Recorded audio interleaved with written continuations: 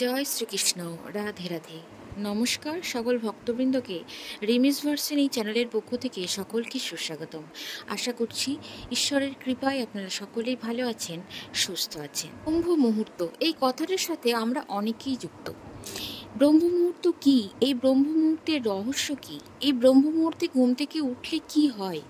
ব্রহ্ম মুহূর্ত সময় কোন সময়টাকে বলা হয়? সমস্ত কিছু নিয়ে আমাদের প্রায় প্রত্যেকের মনেই বেশ কিছু তথ্য অবগত রয়েছে।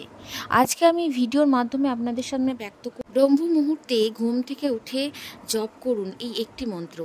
দেখবেন আপনার জীবনে যত রকমের সমস্যা তা অনায়াসে দূর হবে, সাফল্য আসবে, জীবনে শুভ শক্তির প্রভাব হবে। সনাতন ধর্মের ব্রহ্ম মুহূর্তের বিশেষ এক মাহাত্ম্য রয়েছে। শাস্ত্রমতে ভোর 4টে থেকে 5:30 পর্যন্ত সময়টিকেই ব্রহ্ম মুহূর্ত বলা হয়। এই সময়ের মধ্যে ওঠা সবচেয়ে বেশি লাভজনক। এটি আবার অক্ষয় মুহূর্ত নামে পরিচিত।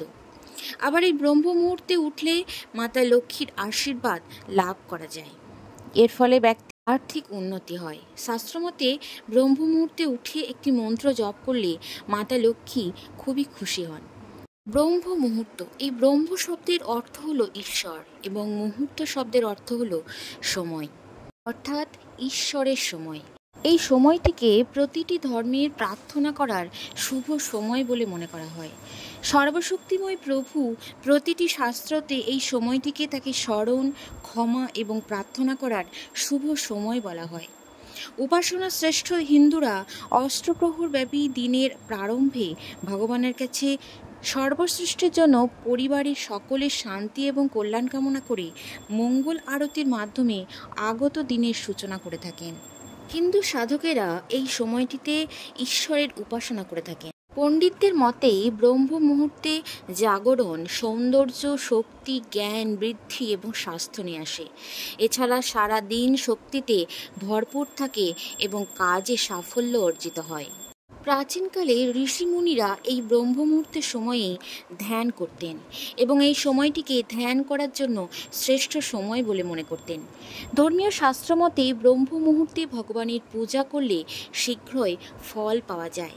ধর্মীয় বিশ্বাস অনুসারে ব্রহ্ম মুহূর্তে দেবতা এবং পূর্বপুরুষেরা আমাদের বাড়িতে আসেন। যখন একজন মানুষ ব্রহ্ম মুহূর্তে জেগে ওঠে তখন পরিবেশে ছড়িয়ে থাকা ইতিবাচক শক্তি মানুষের শরীরে প্রবেশ করে, যার ফলে মনে শুভ চিন্তার জন্ম হয়। ব্রহ্ম মুহূর্তে করা ধ্যান আত্মবিশ্লেষণ এবং ব্রহ্মার জ্ঞানের জন্য সর্বোত্তম সময় বলে মনে করা হয়। এই সময় ঘুম থেকে উঠলে শারীরিক শক্তি বৃদ্ধি পায়, সহনশীলতা বাড়ে। এই ব্রহ্ম মুহূর্তে কোনো ব্যক্তি যদি জেগে ওঠে তাহলে তার সুস্বাস্থ্য, শক্তি বৃদ্ধি, জ্ঞান লাভ করে। এই ব্রহ্ম মুহূর্তে ঘুম থেকে উঠলে মস্তিষ্কের ক্ষমতা বৃদ্ধি পায়। ঘুম থেকে উঠে হাত মুখ ধুয়ে আধ ঘন্টা প্রাণায়াম করে মস্তিষ্কের ক্ষমতা বৃদ্ধি পায়। সেই সঙ্গে গৃহস্থের কল্যাণ হয় এবং সেই গৃহে পজিটিভ এনার্জি প্রবাহিত হয়। জীবনের পথে নানা বাধা সরিয়ে দিতে অগ্রসর হয়। এই সময় যদি ঘুম থেকে ওঠা যায় তাহলে জ্ঞানের বিকাশ ঘটে। ভোর হওয়ার 1.5 ঘন্টা আগে ঘুম থেকে উঠে যদি প্রকৃতির মাঝে কিছুটা সময় কাটান তাহলে আপনি নিজেই বুঝতে পারবেন যে আপনার মনের মধ্যে আপনার চিন্তা ভাবনা কতখানি পাল্টে গেছে। আপনি নিজেই অনুভব করতে পারবেন দিনের পর দিন এমনটা করলে আপনার ভাবনা চিন্তায় ফারাক আসতে শুরু করবে। সেই সঙ্গে মন এতটাই শান্ত হবে এবং মনের মধ্যে যত রাগ, দুঃখ, কষ্ট দেখবেন নিমেষে দূর হবে। এই ব্রহ্ম মুহূর্তে ঘুম থেকে উঠলে মনের মধ্যে পজিটিভ এনার্জি বৃদ্ধি পায়। শাস্ত্রমতে ব্রহ্ম মুহূর্তে উঠে বিশেষ কিছু মন্ত্র পাঠ করলে তা পরিবেশে উপস্থিত প্রাণ শক্তি, যাকে বলে ভাইটাল লাইফ এনার্জি বলা হয়, তা এত মাত্রায় অ্যাক্টিভ হয়ে যায় যে কোনো ধরনের দুর্ঘটনা বা খারাপ ঘটনা ঘটার আশঙ্কা হ্রাস পায়। এই ব্রহ্ম মুহূর্তে পরিবেশের মধ্যে অক্সিজেনের পরিমাণ প্রায় 41%। তাই এই সময় ঘুম থেকে উঠে কিছু সময় যদি গাছগাছালির সাথে কাটান তাহলে শরীরে অক্সিজেনের মাত্রা বাড়তে শুরু করে। এর ফলে একাধিক যেমন ফুসফুসের ক্ষমতা বৃদ্ধি পায়, ঠিক তেমনই শরীরের ক্ষমতাও বৃদ্ধি পায়। শাস্ত্রে বলা আছে, যে ব্যক্তি ভোর ৩টে থেকে ৫টার মধ্যে এই সময়ের মধ্যে ঘুম ভাঙে এবং ঘুম থেকে উঠে প্রার্থনা বা উপাসনা করে, সেই ব্যক্তির মনের ইচ্ছা বাসনা খুব শীঘ্রই পূরণ হয়। বিন্ধ্যাচলের এক প্রবীণ অরণ্যবাসী একটা খুবই গুরুত্বপূর্ণ কথা বলেছিলেন। তিনি বলেছিলেন, এই সময় হঠাৎ যদি কোনো ব্যক্তির ঘুম ভেঙে যায়, তাহলে তার আর দ্বিতীয়বার ঘুমিয়ে পড়তে নেই। তৎক্ষণাৎ বিছানা থেকে উঠে চোখে মুখে জল দিয়ে বেশ কিছুক্ষণ বসে থাকতে হয়।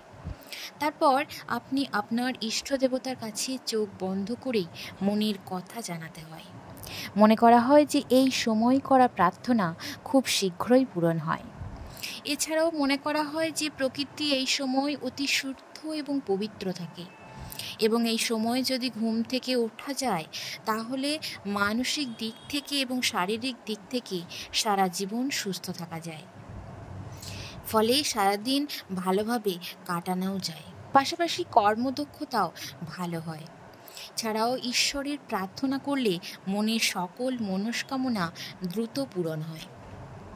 যারা পড়াশুনো করে তারা যদি এই সময় উঠে পড়তে বসে, তাহলে তাদের সেই জ্ঞান মস্তিষ্কে দ্রুত ধারণ করার ক্ষমতা রাখে। এই ব্রহ্ম মুহূর্তে ওঠার পর হাতে তালু দেখে নিজের ইষ্ট দেবতাকে স্মরণ করুন, এবং নিজ ইষ্ট দেবতার যদি প্রণাম মন্ত্র জেনে থাকেন, তাহলে সেই প্রণাম মন্ত্রটি মনে মনে এবং চোখ বন্ধ করে সেই দেবতাকে স্মরণ করে মন্ত্রটি জপ করতে পারেন। ব্রহ্ম মুহূর্তে ঘুম থেকে উঠে গায়ত্রী মন্ত্র জপ করতে পারেন, এবং গায়ত্রী মন্ত্র জপ করার পাশাপাশি আপনি ধ্যান মুদ্রায় বসে মহাদেবকে স্মরণ করে ওম শব্দটি উচ্চারণ করতে পারেন। এর ফলে মন শান্ত এবং একাগ্র হয়, এবং মহাদেবকে স্মরণ করে ওং নমঃ শিবায় মহামৃত্যুঞ্জয় মন্ত্রটিও জপ করতে পারেন। এই মন্ত্রগুলি জপ করলে ঈশ্বরের আশীর্বাদ প্রাপ্তি লাভ করা যায়, পাশাপাশি জীবনের সমস্ত সমস্যার সমাধান হয়। জ্যোতিষীদের মতে ব্রহ্ম মুহূর্তে এই মন্ত্র জপ করলে পারিবারিক সুখ সমৃদ্ধি বৃদ্ধি পায়, পাশাপাশি বৈভবও বৃদ্ধি পায়। জ্যোতিষশাস্ত্র অনুসারে এই ব্রহ্ম মুহূর্তে উঠে ধ্যান করা অতি শুভ। এই সময়ে পরিবেশ শান্ত থাকে। এমন শান্ত পরিবেশে ধ্যানমগ্ন অবস্থায় যদি মন্ত্র উচ্চারণ করা হয়, মন শান্ত থাকে এবং মনের যত নেতিবাচক চিন্তাভাবনা তা দূর হয়ে যায়। এই ব্রহ্ম মুহূর্তে স্নান সেরে পূজা অর্চনা করার বিশেষ সময়। ঈশ্বর আরাধনার শ্রেষ্ঠ মুহূর্ত হলো এই ব্রহ্ম মুহূর্ত। এই সময়ে পূজা করলে দেবদেবীরা অতি প্রসন্ন হন এবং জীবনে ইতিবাচক পরিবর্তন নিয়ে আসে। ছাত্রছাত্রীরা ব্রহ্ম মুহূর্তে উঠে পড়াশোনা করলে জীবনে খুব শীঘ্রই সাফল্য আসে। এই সময় পড়াশোনা করার জন্য একটি গুরুত্বপূর্ণ সময়। এই সময়ে যা পড়বেন তাই দীর্ঘদিন মনে রাখতে পারবেন। এই ব্রহ্ম মুহূর্তে উঠে এই মন্ত্রটিও জপ করতে পারেন। করাগ্রে বসতি লক্ষ্মী, কর মধ্যে সরস্বতী, করমূলে স্থিত ব্রহ্মা, প্রভাতে কর দর্শনম। এই উপায়ে ইতিবাচক শক্তি দিয়ে দিনের সূচনা হয়।